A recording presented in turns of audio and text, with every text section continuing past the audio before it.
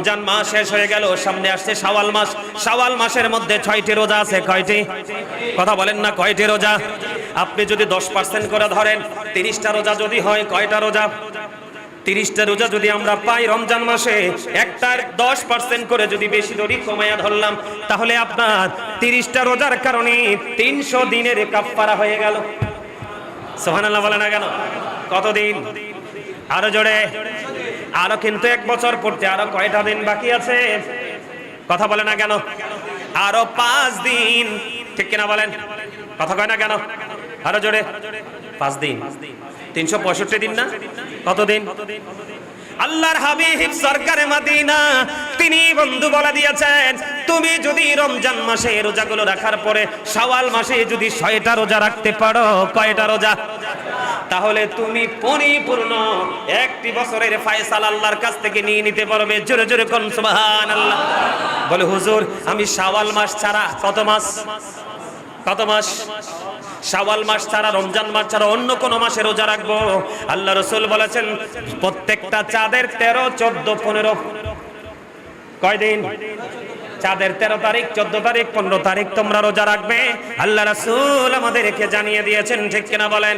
বন্ধুরে আমার, আর ঈদুল ফিতর, ঈদুল আজহার দিন অত্যন্ত সেনসিটিভ ভাবে আমরা পালন করব। আল্লাহ যেন আমাদেরকে সেইভাবে পালন করার তৌফিক দান করে। সকলে বলুন আমিন। আরো জোরে বলেন আমিন। রাজি আছেননি? আছেন? আলহামদুলিল্লাহ বলেন। পারলে যে 7 দিন আছে, 7 দিনের মধ্যে আমি তো অনেক ব্যস্ততার মধ্যেও একদিন ইফতারি পার্টি দিছি বাসায়। এই 2-1 দিনের মধ্যে আরেকটা দেবো রমজানে, মানে 7 দিনের মধ্যে যত বেশি সম্ভব। আবার আমি আবার মাদ্রাসাতে বাচ্চাদেরকে ইফতারি করব, ওখানে আছে প্রায় 100-150 মতো। কেন জানেন? মানে এমনি অন্য সময় তো খাওয়াই, মানে রমজান একটু বেশি করার চেষ্টা করতেছি আর কি। তার কারণ একটা করলে, কথা কয় না কেন, 700 1 টাকা খরচ করলে, সুবহানাল্লাহ বলেন না? আরো জোরে বলেন না? আল্লাহ আমাদেরকে কবুল করেন। সকলে বলেন আমিন। আরো জোরে বলেন আমিন। আল্লাহ বেশি বেশি করে তওবা করার তৌফিক দান করুক। সকলে বলেন আমিন। আপনি যদি আল্লাহ রাব্বুল আলামিনের সন্তুষ্টির জন্য একটি মাত্র রোজা রাখেন, কয়টি? আপনি যদি আল্লাহ রাব্বুল আলামিনের সন্তুষ্টির জন্য আপনি যদি একটি মাত্র রোজা রাখেন, আমার রাসূল আমাদেরকে বন্ধু জানিয়ে দিয়েছেন, আল্লাহ রাব্বুল আলামিন ওই রোজাদারের মুখমণ্ডলটা, অর্থাৎ তাকে আল্লাহ রাব্বুল আলামিন জাহান্নাম হতে 70 বছরের পথ দূরে রাখবে। জোরে জোরে কন্না সুবহানাল্লাহ। কয়টা রোজা? মাত্র একটা রোজা যদি আপনি আল্লাহর সন্তুষ্টির জন্য রাখতে পারেন গো, আমার রাসূল জানিয়ে দিয়েছে বন্ধু, আপনার থেকে জাহান্নাম আপনার কাছ থেকে জাহান্নামে যাইতে 70 বছরের সময় লাগবে। এতটুকু গ্যাপের মধ্যে আপনাকে আমার আল্লাহ নিরাপদ জায়গায় রেখে দেবে, শুধুমাত্র একটি রোজা রাখার কারণে। মুমিনের জন্য কত বড় নিয়ামত! জোরে জোরে বলেন না সুবহানাল্লাহ। আর জোরে বলেন না সুবহানাল্লাহ। বন্ধু হৃদয় খুলে শোনো গো, আমি আমার মা বোনদেরকে বলতে চাই গো, ধীরে ধীরে দেখতে আমরা রমজানের শেষ প্রান্তে চলে আসছি। কার জীবনের জানি শেষ রোজা হয়ে যায় এবারে রোজা? আমি জানি না আজকে কয় নাম্বার রোজা? 23 নাম্বার রোজা চলে যাচ্ছে। আজকে কয় নাম্বার? যদি আল্লাহ আমাদেরকে কবুল করে নেয় রে, আল্লাহ রাব্বুল আলামিন যদি আমাদেরকে কবুল করে নেয়, তাহলে আমরা আরো 60টা রোজা পাবো। কয়টা? সুযোগ আছে না নাই? আমি আপনাদেরকে বন্ধু একটা মাত্র এক্সাম্পল দিয়ে দেই। সেই এক্সাম্পল হলো কেমন জানেননি? আপনার জন্য আমার জন্য আরো 60টা রোজা আছে। আমি মনে করি, আমি চাই মন্দ 60টা। আল্লাহ রাসূল জানিয়ে দিলেন, কেউ যদি আল্লাহ রাব্বুল আলামিনের কাছে ভয় করে, তাকওয়া নিয়ে কেউ যদি আল্লাহ রাব্বুল আলামিনের কাছে ক্ষমা চাইতে গিয়ে, ও বন্ধু, মৃত্যুর আগ পর্যন্ত, যদি সূর্য পশ্চিম আকাশে না ওঠা পর্যন্ত কেউ যদি তওবা করতে গিয়ে মাছের মাথার সমপরিমাণ একটা ফোঁটা চোখের পানি যদি সে ফেলে দেয় রে, আল্লাহ রাব্বুল আলামিন তার জন্য বন্ধু জাহান্নামের আগুনটাকে হারাম করে দেয়। জোরে জোরে কন্না সুবহানাল্লাহ। তাহলে রমজান আমাদের যে বেশি বেশি করে তওবা করতে হবে। আপনি যত বেশি তওবা করবেন, আল্লাহ আপনার তত বেশি কাছে চলে আসবে। সুবহানাল্লাহ বলে না কেন? হাদিস কে বলে গেছেন নি? ওই যে বলেছিলাম কয়দিন আগে, কি হারানো ওট ফিরে পাওয়ার পরে সে কি বলেছিল? আল্লাহ তুমি আমার বান্দা, আমি তোমার রব। অত বেশি খুশি আমার আল্লাহ ডাক দিয়ে বললেন, বন্ধু আল্লাহ মাইন্ড করে নাই। আমার আল্লাহ বলতেছে আমার ওই বান্দা যত বেশি খুশি হলো, আমার বান্দা অপরাধ করার পরে যদি গুনাহ মাফ চাই রে, ওই হারিয়ে যাওয়া ওটের মালিকের চাইতে বেশি খুশি হই আমি আল্লাহ। কারণ কি জানেন? আল্লাহ আমাদেরকে অত্যন্ত সুন্দর করে বানিয়েছেন। ফি আইয়ি সূরাতিন মা শাআ রাক্কাবাক।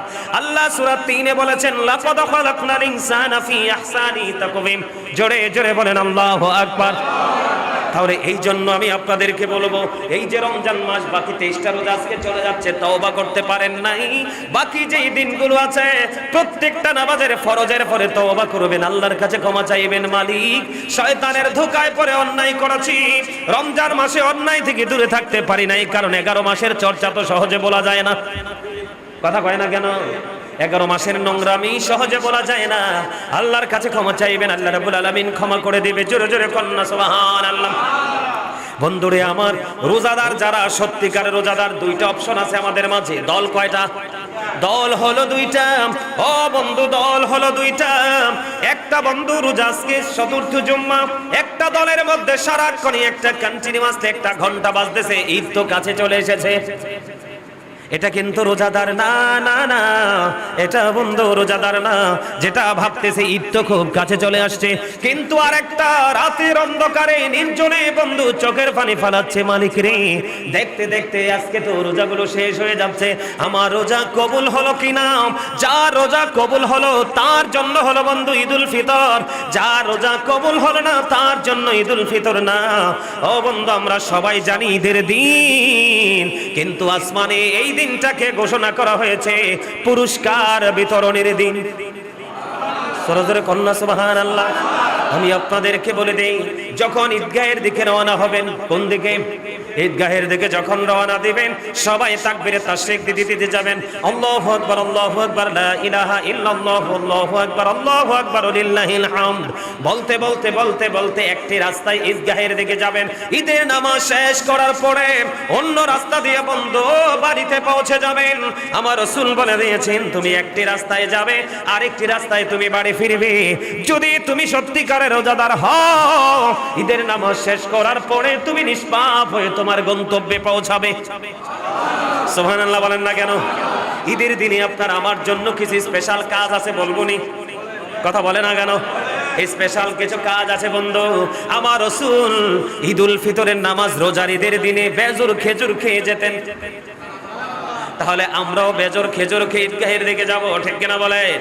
আমার রাসূল রোজার ঈদের নামাজ না খেয়ে পড়তেন না, আর কুরবানির ঈদের নামাজ শেষ না করে কোনো কিছুই তিনি খেতেন না। জোরে জোরে কন্যা সুবহানাল্লাহ। বন্ধুরে আমার, ও বন্ধু, ঈদের দিন আমরা কি করব? আল্লাহ রাসূলের যে সুন্নাহ সেটা আমরা পালন করব। ও বন্ধু, ঈদুল ফিতরের দিনে আমরা বেজর সংখ্যক খেজুর খাবো, উত্তম রূপে গোসল করব। ও বন্ধু, সুগন্ধি লাগাবো, মানে আতর লাগাবো, গায়ের মধ্যে তো সুন্দর করে আতর লাগাবো। আমার রাসূল বলেছেন উত্তম কাপড় পরিধান করব, যার সাধ্যে যতটুকু আছে সর্বোচ্চটা পরিধান করব। আপনার আমার প্রাণের রাসূল বলেছেন ফিতরা দিব। কে দিব? আমরা কিন্তু ঈদের দিনের জন্য রেখে দেব না। আমি আপনাদেরকে বলে দেই, আপনারা অনেকেই কিন্তু রমজান মাসে, আমি কিন্তু হাফেজ সাহেবকে খবর নিছি, আমার মুসল্লিরা বাসায় বাসায় দোয়া ফরাইছিনি, হুজুর ফরাইতেছে। আপনারা বিশ্বাস করেন নি? জিগান হাফেজ সাহেব রে, কথা কয় না কেন? কারণ আপনার ঘরে একটা দোয়া পড়াবেন, 700 দোয়ার সমান সওয়াব পাবেন। বাঁচলে না 700টা পড়াতেন, আপনি রমজান মাসে একটা কোরআন খতম পড়াবেন, 700 কোরআন খতমের সওয়াব পাবেন। এই জন্য জিজ্ঞেস করেন হাফেজ সাহেবকে, হাফেজ সাহেব আমার মুসল্লিরা ঠিক আছে নি? কয় হুজুর আছে। আমিন কয় না কেন? আরো জোরে কন। ও বন্ধু, এই জন্য আমি আপনাদেরকে আবারও মনে করিয়ে দিলাম, আপনার আমার প্রাণের রাসূল তিনি বলে দিয়েছেন আমরা ফিতরা দিব। ফিতরা থেকে বাঁচা যাবে না, ফিতরা থেকে বন্ধু দূরে থাকবেন না। আপনার নাবালক বাচ্চাটার পর্যন্ত ফিতরা আদায় করতে হবে। ঈদের নামাজের পূর্বে যত দান করবেন, চাই 1 থেকে 700 গুণ পর্যন্ত বেড়ে যাবে সওয়াব। আর ঈদের নামাজের পরে যখন দান করবেন, তখন কিন্তু এটা আগের সাধারণ দানের মতো হয়ে যাবে। গতকালকে রাত্র প্রায় 1টা বাজবে, আমার নেত্রকোনাতে আমার এক ভক্ত আছে, অনেক বড় বিজনেসম্যান। তো ওনার সাথে হাদিয়া নিয়ে লেনদেন নিয়ে মজা করে কথা বলছিলাম। এবার বলতেছে লাকমিয়া ভাই এবার বলতেছে, কয় হুজুর যদি পারি রোজাই দিব, নাইলে ঈদের পরে দিব। আমি কই না না, ঈদের পরের পক্ষে আমি না রে, কারণ আমার প্রিয় মানুষ, আমি চাই না রমজানের স্পেশাল সওয়াব থেকে দূরে থাকুক, আমি চাই রোজার মধ্যে আমার কাছে হাদিয়া পৌঁছাক। আমিন কোন, আরো জোরে কোন, আর একটু মহব্বতে, আরো জোরে। এইটা আমার মুসল্লিদের মধ্যেও সেটা থাকতে হবে। আপনার তৌফিক নাই, আপনি দিন না, আমি আপনাকে প্রেসার ক্রিয়েট করব না, কিন্তু তৌফিক আছে, আপনি কৃপণতা করবেন না। ও বন্ধু, কৃপণ মানুষের কত ভয়ঙ্কর পরিণতি হবে হাসরের দিনে, এটা আপনি কল্পনাও করতে পারবেন না। অহংকারী মানুষের কত ভয়ঙ্কর পরিণতি হবে, এটা আপনি কল্পনাও করতে পারবেন না। এই জন্য আল্লাহর হাবিব জানিয়ে দিয়েছেন, সরকারে মদিনা, তোমরা কি করো, ঈদের নামাজের আগে তোমরা সাদাকুল ফিতর আদায় করে নাও। জোরে জোরে কন্যা সুবহানাল্লাহ। আল্লাহর হাবিব তিনি বলেছেন, আনন্দ খুশি প্রকাশ করো, সাধ্য অনুযায়ী অধিক পরিমাণে দান সদকা করো, এবং ফজরের নামাজটা তোমার গোত্রের মসজিদে আদায় করো, এটা হলো মুস্তাহাব।